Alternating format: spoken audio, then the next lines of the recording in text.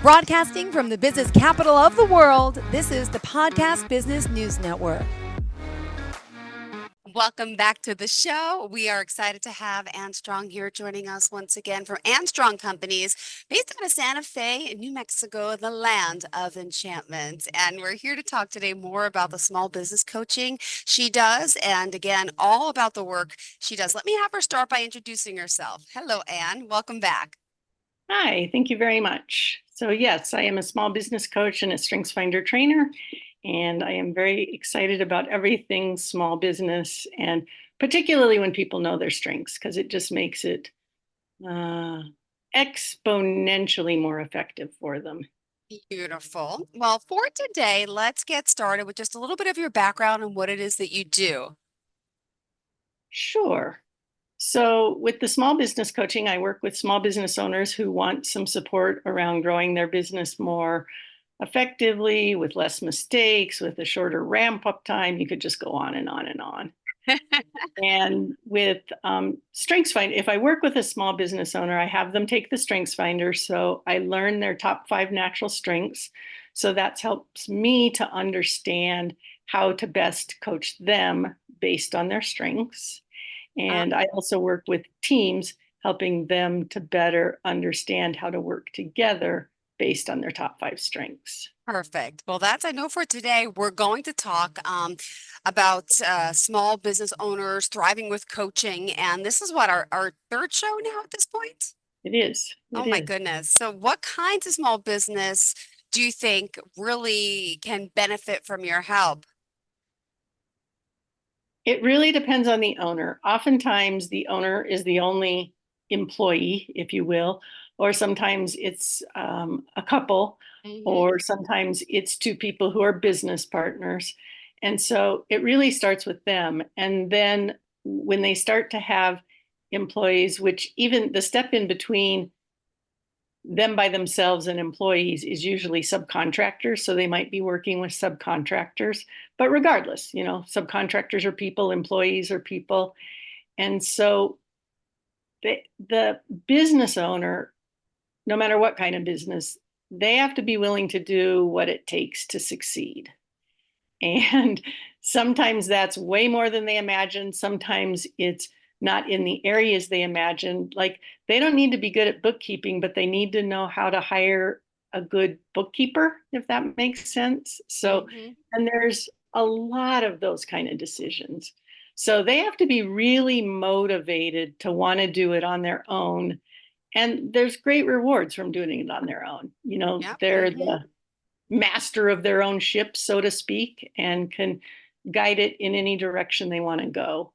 They have to be willing in the beginning to work really long and hard, maybe for little pay or no pay.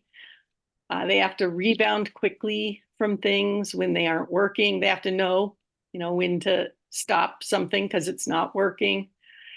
And if they're willing to have a coach or a mentor, it'll be a lot easier, quicker, less mistakes, and that costs money. So it's kind of a catch-22. Do you want to invest a lot of time and it'll take longer, or do you want to invest some money and it'll be quicker, but you're investing money? So, and I think the other thing that I probably need to really emphasize is they have to be willing to become masterful at selling. A lot of people don't like to sell. Yep. Well, are there, would you say some small business owners that may not benefit from coaching, or can everyone really use the help? Well, universally, everyone can use the help, and there's a caveat. Not everyone's willing to accept the help. If they're not going to take direction from their coach, there's no sense in spending time talking to their coach telling them brilliant things they could do, and then they don't do them. And I mean, that almost sounds laughable, right? But that happens a lot. So they have to be willing to take direction. They also have to be willing to try new things.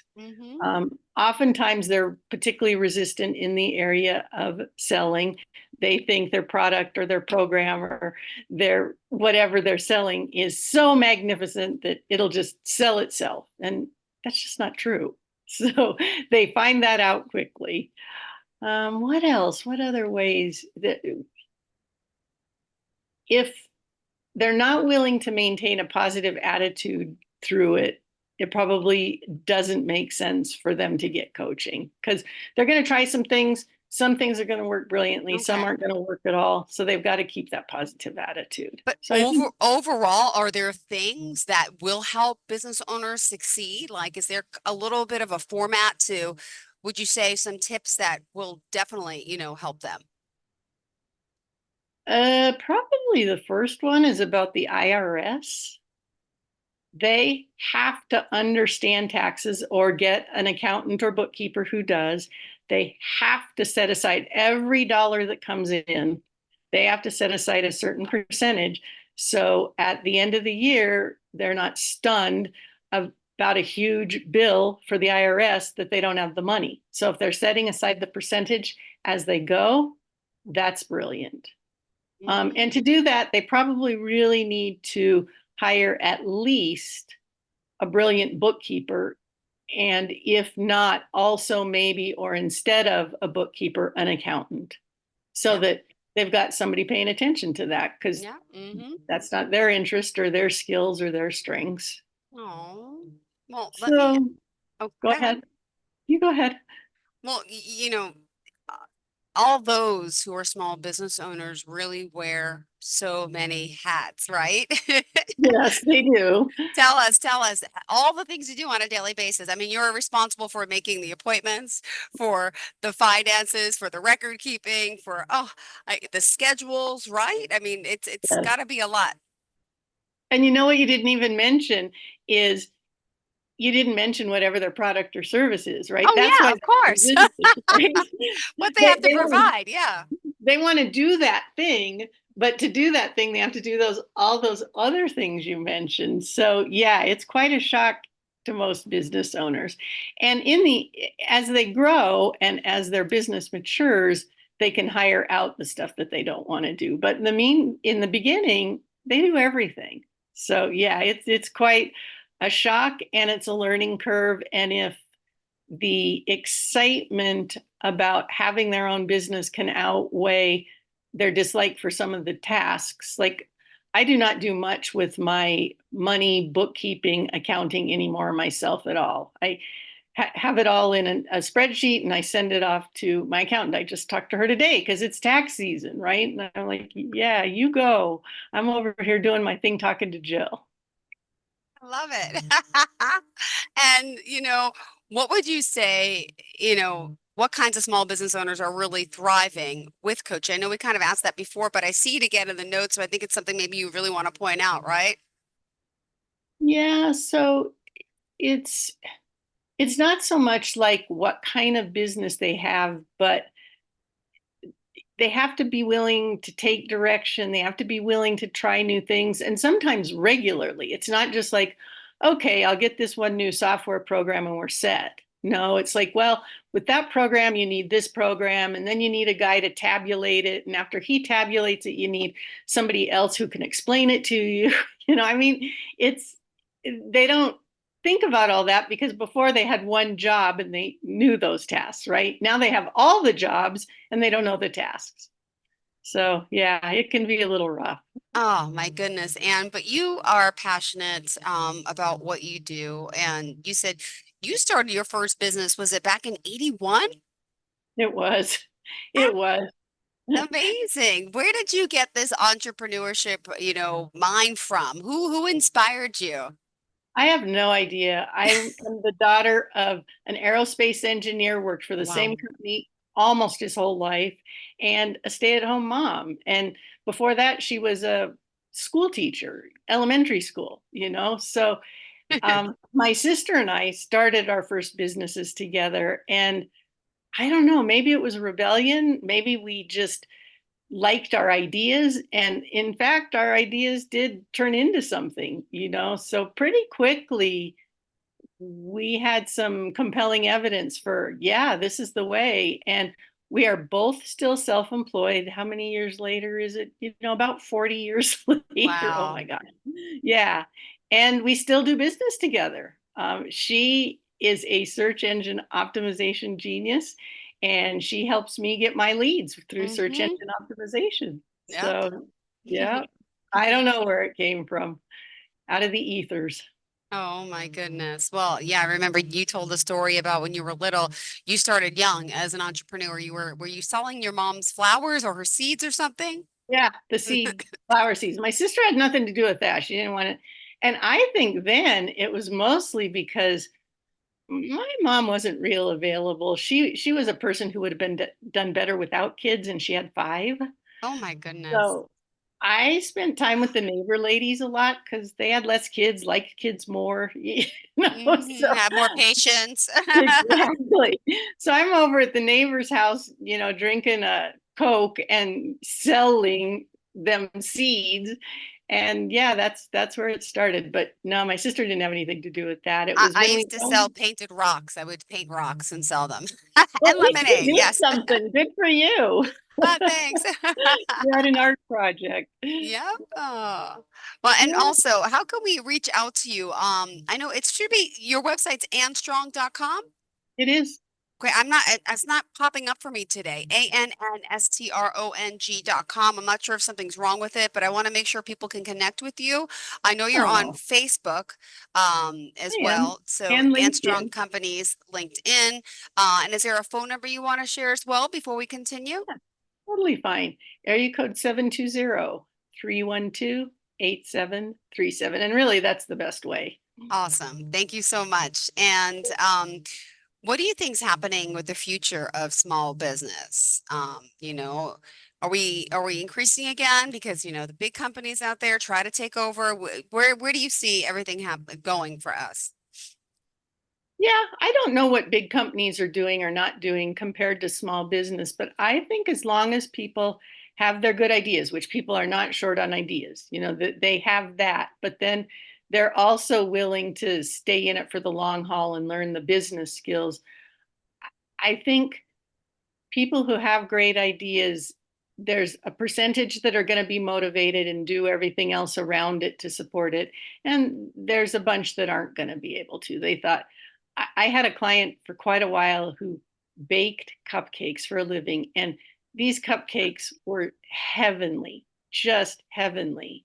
Mm, But for her to really be successful and not completely worn out, she needed to bake about 4, 5, 6 flavors when she had like 26, 28 flavors. Yeah.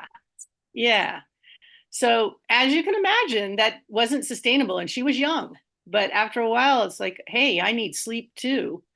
So the idea has to be able to be sustainable either with narrowing down what you do or having a fleet of people to do it, which in the beginning, a fleet of people is almost uh-huh. never available. That's just not going to happen. Wow. So I think there's plenty of people that have great ideas, but it's really figuring out how to start it in a way that'll be sustainable, which is tricky. It's really Mhm. tricky. Thus, small business coaching.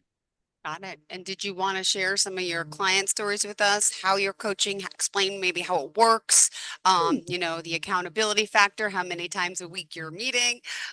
What did you want to share? Yeah. Typically, I meet with people once a week. Sometimes we even just meet a couple times a month, not usually in the beginning. That's kind of when they've got things a little bit better under control.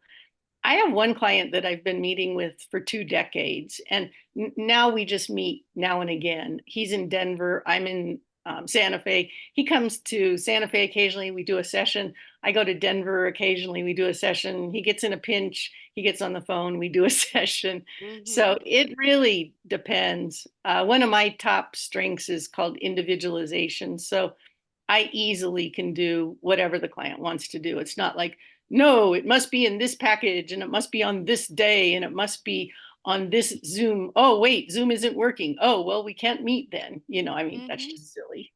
So we do it however it needs to be done. And that works pretty well for small business owners. My client that has been a client for so long met a woman. They moved in together. She joined the business. So I don't coach her. She has another coach, but Okay. that's a lot of change. And so we navigate all that. And your work, clearly you love what you do. Are you still working in another business, or is it strictly all the coaching now? Oh yeah, no, there's no other business. There's the additional component of the Strengths Finder work. So sometimes I do Strengths Finder trainings for teams that aren't small businesses. So that would be, that's not small business coaching, right? It's training a team that maybe works at Cisco or Microsoft or a little church in Alabama. So that is different than small business coaching. So I'm not quite sure how that fits into your question, but there's your answer.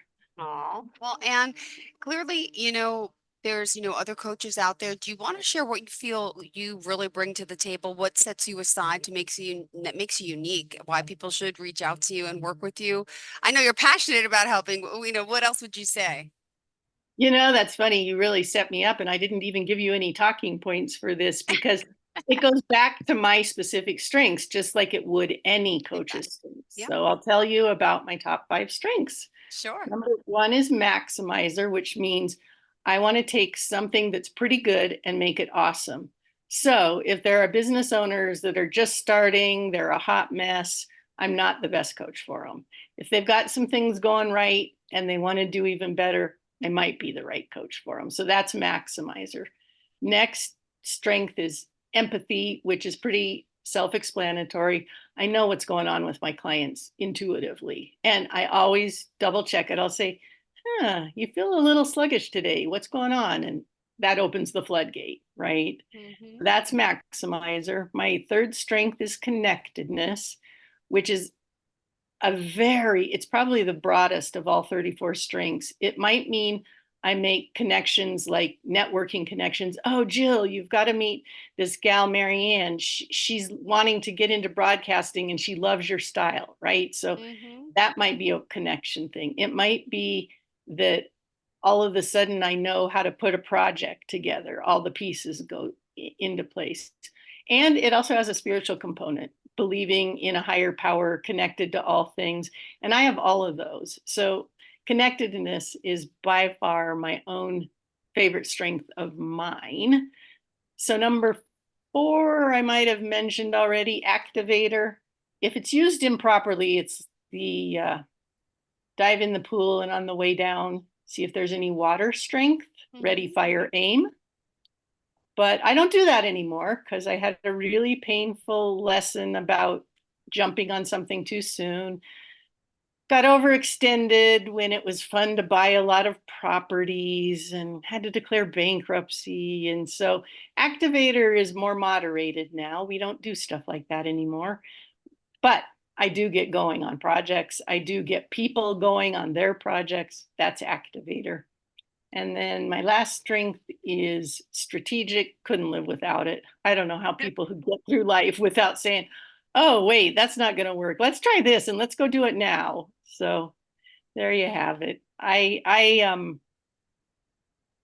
can't believe how many years I've worked with the strengths, known my own strengths, with client strengths, and still you can hear I just get so enthusiastic I trip over my own words. Oh, well. Now, what about, I mean, I guess out of your five top qualities, you're just passionate. I mean, that could go with, but you are passionate about watching people grow and expand their horizons. Just, I think that's like an innate quality, maybe just from within, because you're so strong and strong, Well, there right? is that. Yeah. Goes Isn't that along with fun? your name. It does. It does. And I don't know, the way everything falls together is quite mysterious to me, but I'm in exactly the right place. And I No. know a lot of people aren't in their work world, and I can't even imagine that. I think that would be really hard. And so when they come to me for coaching, I can help them out with that. But lots of people don't know about coaching, don't come to coaching, don't have the money for coaching, whatever it is. And if you're in a rough spot and it doesn't feel like you, I would, say, however you do it, get some support and, find your right place because I don't even believe everybody has a single right place, but everybody has places that are way better for them than others, if that makes sense. No, it does. It absolutely does. And, as a coach and do you offer, is it customized for each and every individual? Do you offer like a certain, program, a certain, 6 week, 8 week? Tell us the types of programs as a coach that you offer and how do you determine what somebody needs? It usually depends on after we have an initial session and I kind of learn what are their challenges, it depends on how many of those are urgent or how we can kind of just address them one at a time methodically, which is not usually the case. So typically I start coaching people for 3 months. We can either meet twice a month or 3 times a month, depending on how urgent things are and how big their budget is, right? And so uh, for everybody, we start with at least 2 or 3 times a month for the first 2 or 3 months. And from there, we might be finished. We might say, hey, let's meet once a month just to make sure I'm staying on track. Or I have clients that I've worked with for many, many years because there's more value than the investment of what they pay for coaching, if that makes sense. Yeah. Yeah. And we still have more time today. We have another 6 minutes left in your show. What else did you want to make sure we come across for today? Good question. I know we've covered all the topics from the sheet, but I'm sure there's still more that we could dive into in our time here. So I'm thinking that probably one of the biggest challenges that's hard for small business owners to address is how to get all of the things done, especially if it's just them by themselves still. And that is something that some of my clients have had to face. Either they've had to get a loan so they could get a little bit more contract help.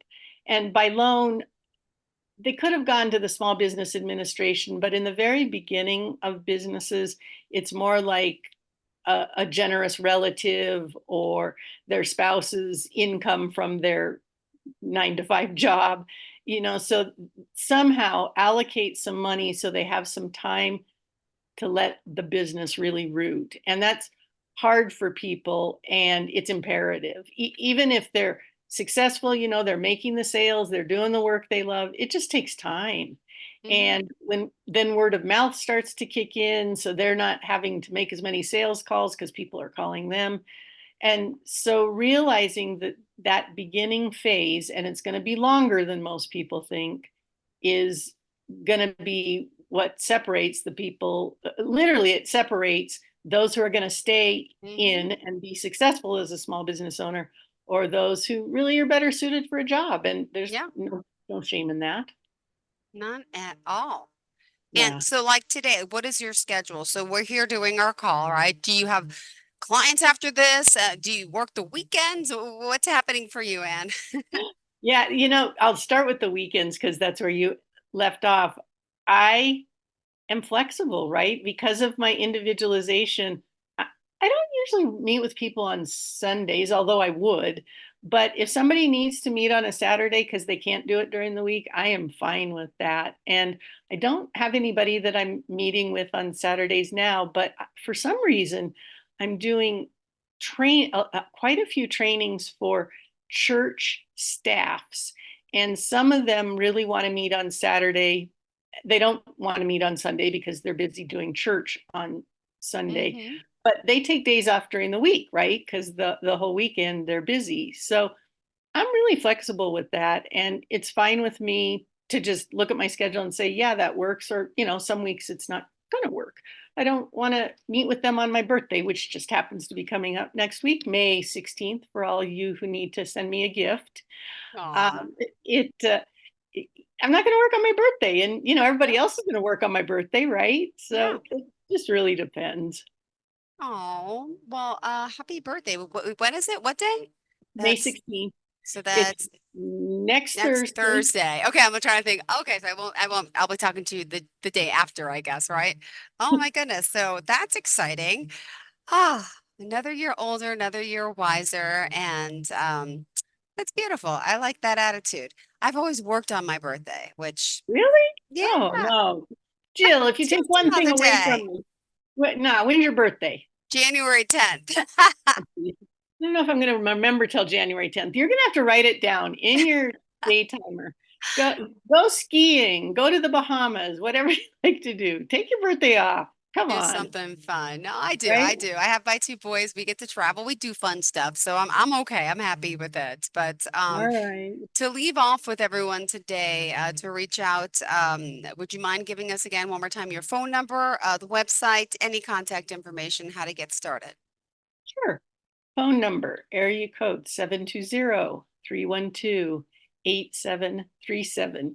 Email, super easy. It's Ann, A-N-N, at annstrong.com.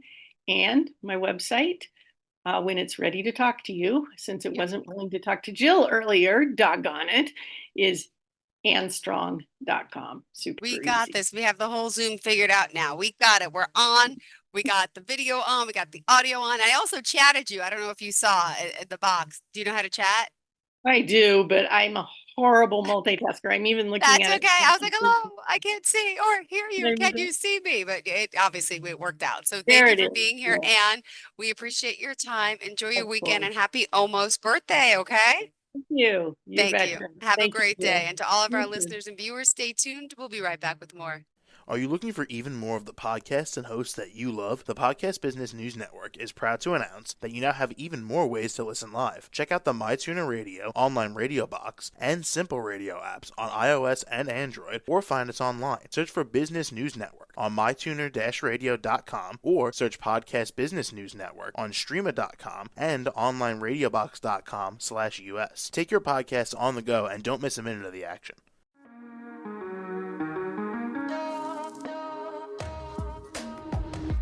Broadcasting from the business capital of the world, this is the Podcast Business News Network.